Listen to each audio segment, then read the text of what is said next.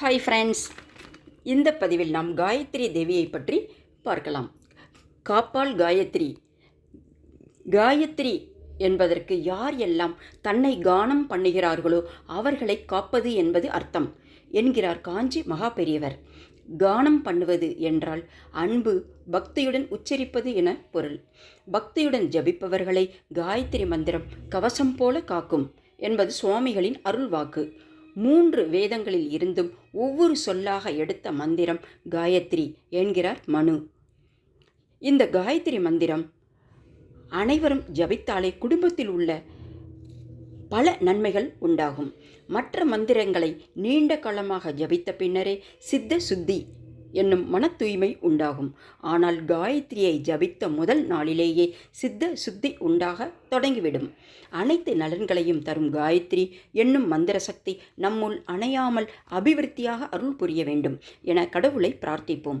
ஒரு நாளும் இந்த மந்திரத்தை மறக்காத வரம் கிடைக்கட்டும். இதில் உள்ள எழுத்துக்களும் அதற்குரிய சக்தியும் ஜபிப்பதால் கிடைக்கும் பலனும் இங்கு இடம்பெற்றுள்ளது.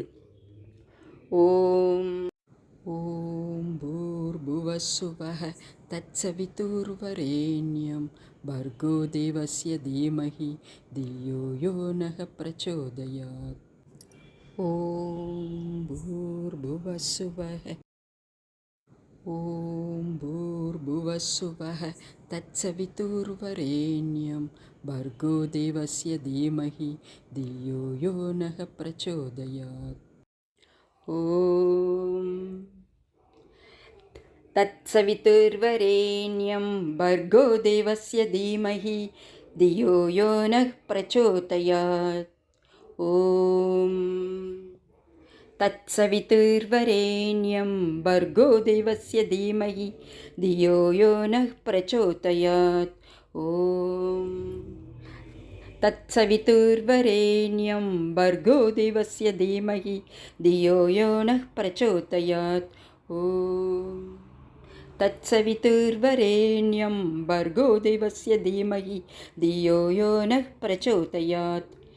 தத் சக்தி தபினி என்னும் சக்தியை குறிக்கின்றது. பலன் வெற்றி கிடைக்கும். சாமுண்டி, இதன் மூலம் வலிமை நமக்கு கிடைக்கிறது. விஸ்வா, நல்ல அறிகுறி நமக்கு கிடைக்கும். துஷ்டி, நல்வாழ்வு கிடைக்கும். வரதாம்பிகை, யோகம் நமக்கு கிடைக்கும். ரேவதி, பிரிந்தவர் சேர்தல், இதன் பலன் ஆகும். ருக்ஷ்மா, செல்வ வளம் கிடைக்கும். ஞானாம்பிகை, கல்வி வளம் கிடைக்கும்.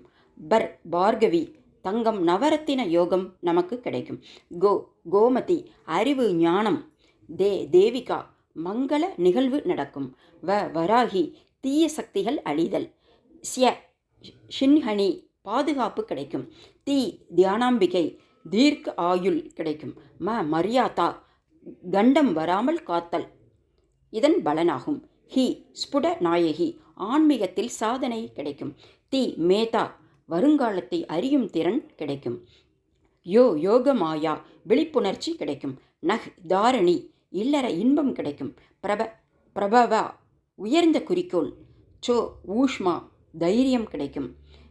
த்ரஷ்யா, நல்லறிவு கிடைக்கும். இதன் பலன். யாத் என்றால் சக்தி நிரஞ்சனா தேவியை குறிக்கும். தொண்டு உள்ளம், இதன் பலனாகும்.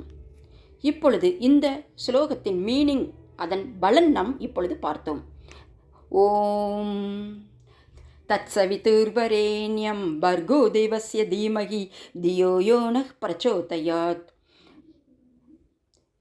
இந்த மந்திரத்தின் சக்திகள் இப்பொழுது நாம் பார்க்கலாம். தபினி, சாமுண்டி, விஸ்வா, துஷ்டி, வரதாம்பிகை, ரேவதி, ருக்ஷ்மா, ஞானாம்பிகை, பார்கவி, கோமதி, தேவிகா, வராகி, சின்ஹனி, தியானாம்பிகை, மரியாதா, ஸ்புட நாயகி, மேதா, யோகமாயா, தாரணி, பிரபவா, ஊஷ்மா, த்ரஷ்யா, நிரஞ்சனா தேவி.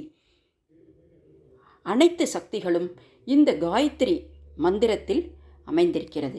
இதை அனைவரும் இந்த மந்திரத்தை நாம் சொல்லி வாழ்வில் சகல சௌக்கியங்களும் அடைந்து மகிழ்ச்சியாக வாழ்வோம். தேங்க்யூ. நன்றி.